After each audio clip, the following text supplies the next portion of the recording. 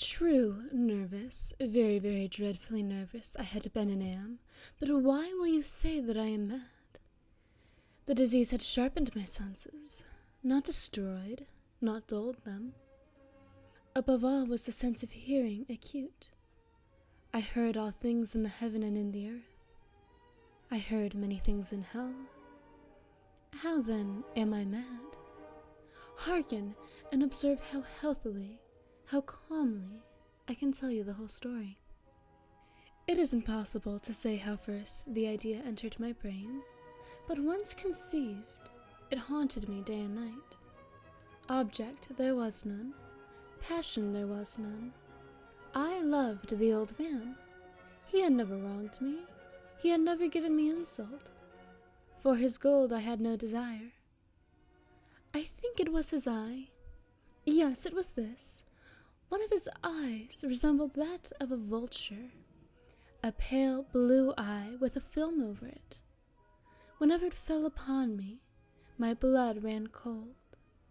And so, by degrees, very gradually, I made up my mind to take the life of the old man, and thus rid myself of the eye forever. Now this is the point. You fancy me mad. Madmen know nothing. But you should have seen me. You should have seen how wisely I proceeded, with what caution, with what foresight, with what dissimulation I went to work. I was never kinder to the old man than during the whole week before I killed him. And every night, about midnight, I turned the latch of his door and opened it, oh so gently, and then, when I had made an opening sufficient for my head, I put in a dark lantern, all closed, so that no light shone out, and then I thrust in my head. Oh, you would have laughed to see how cunningly I thrust it in.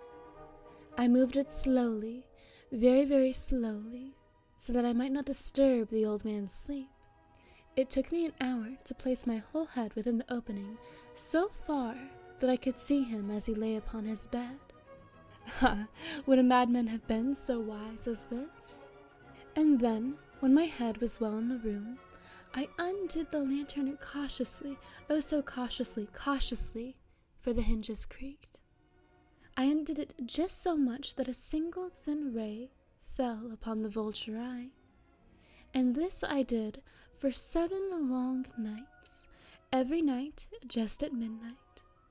But I found the eye always closed, and so it was impossible to do the work, for it was not the old man who vexed me, but his evil eye. And every morning, when the day broke, I went boldly into the chamber and spoke courageously to him, calling him by name in a hearty tone, and inquiring how he had passed the night. So you see, he would have been a very profound old man indeed, to suspect that every night, just at 12, I looked in upon him while he slept. Upon the 8th night, I was more than usually cautious in opening the door. A watch's minute hand moves more quickly than did mine.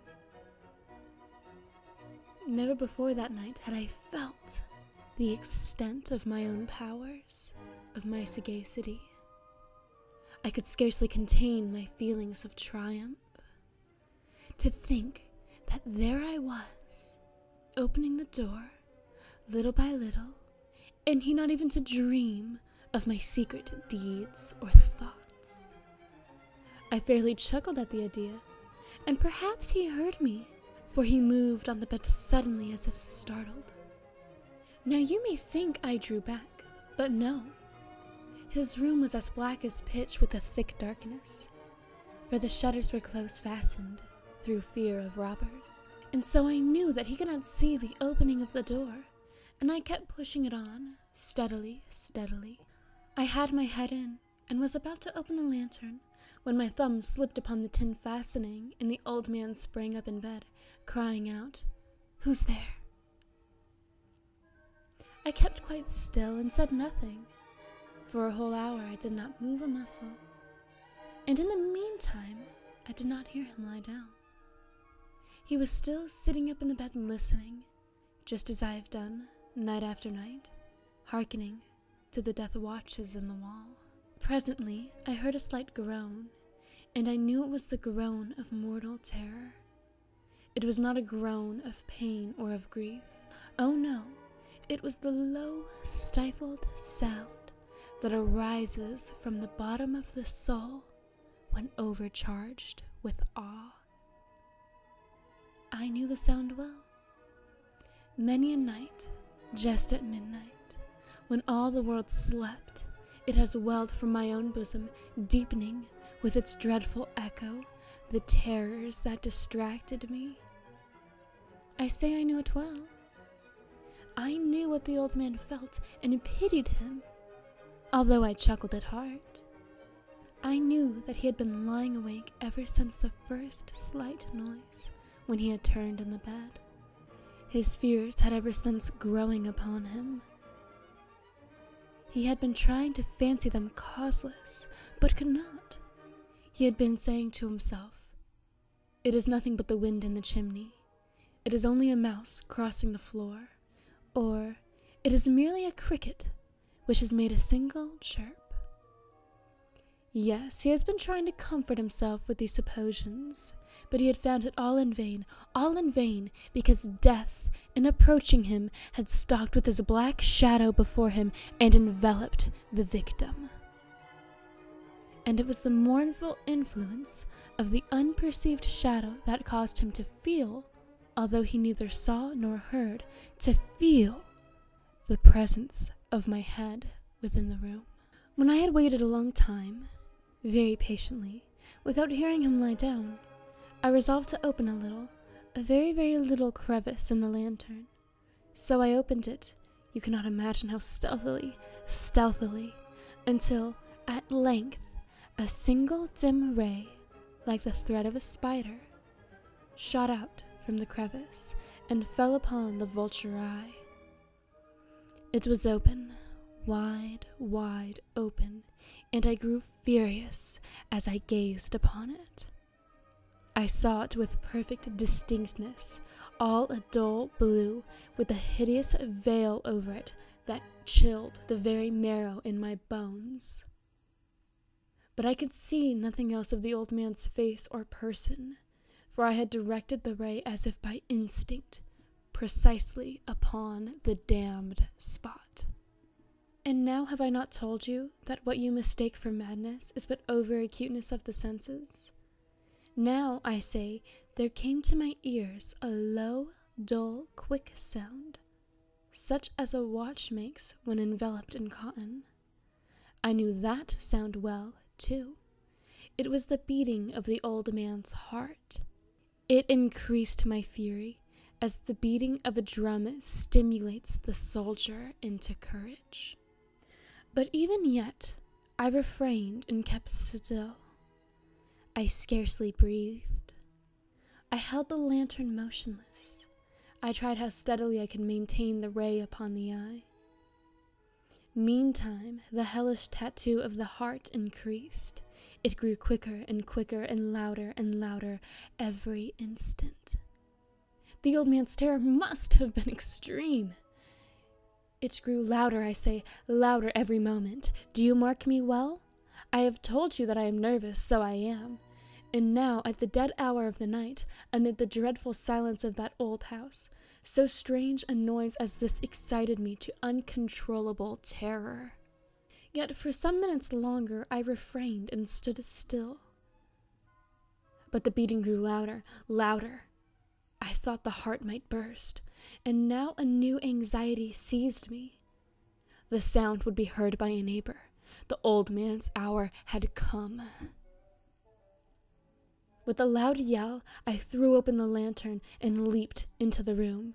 He shrieked once only. In an instant, I dragged him to the floor and pulled the heavy bed over him. I then smiled gaily to find the deed so far done. But for many minutes, the heart beat on with a muffled sound.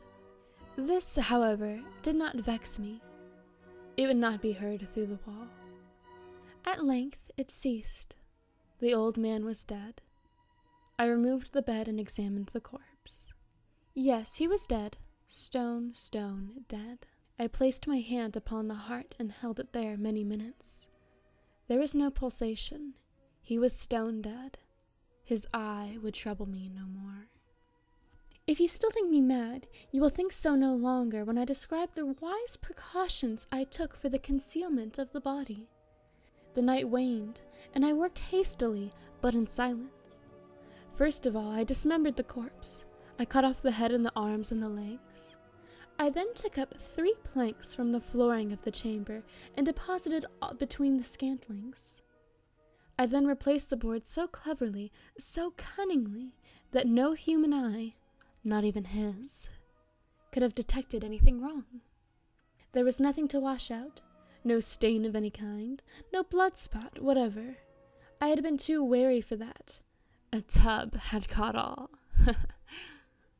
When I had made an end of these labors, it was 4 o'clock, still dark as midnight. As the bell sounded the hour, there came a knocking at the street door.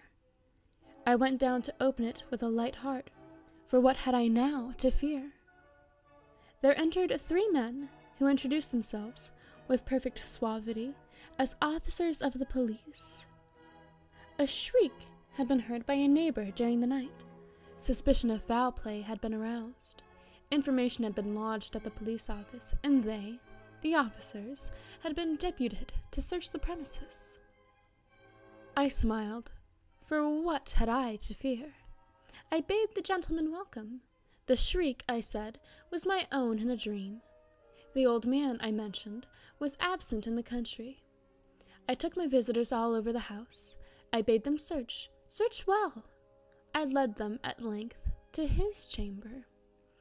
I showed them his treasures, secure, undisturbed. In the enthusiasm of my confidence, I brought chairs into the room and desired them here to rest from their fatigues, while I myself, in the wild audacity of my perfect triumph, placed my own seat upon the very spot beneath which reposed the corpse of the victim. The officers were satisfied. My manner had convinced them. I was singularly at ease. They sat, and while I answered cheerily, they chatted of familiar things. But ere long, I felt myself getting pale and wished them gone. My head ached, and I fancied a ringing in my ears, but still they sat and chatted. The ringing became more distinct. It continued and became more distinct. I talked more freely to get rid of the feeling, but it continued and gained definiteness, until at length I found that the noise was not within my ears. No doubt I now grew very pale, but I talked more fluently and with a heightened voice, yet the sound increased, and what could I do?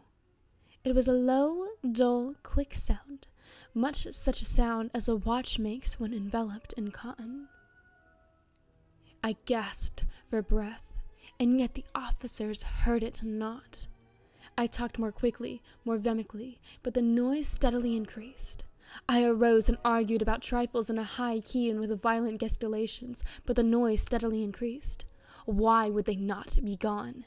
I paced the floor to and fro with heavy strides, as if excited to fury by the observations of the men, but the noise steadily increased. Oh God, what could I do? I foamed, I raved, I swore, I swung the chair upon which I had been sitting and grated it upon the boards, but the noise arose over all that continually increased. It grew louder, louder, louder, and still the men chatted pleasantly and smiled. Was it possible they heard not? Almighty God, no, no, they heard, they suspected, they knew, they were making a mockery of my horror. This I thought, and this I think. But anything was better than this agony. Anything was more tolerable than this derision. I could bear those hypocritical smiles no longer. I felt that I must scream or die, and now, again, hark, louder, louder, louder, louder. Villains, I shrieked, dissemble no more. I admit the deed. Tear up the planks. Here, here. It is the beating of his hideous heart.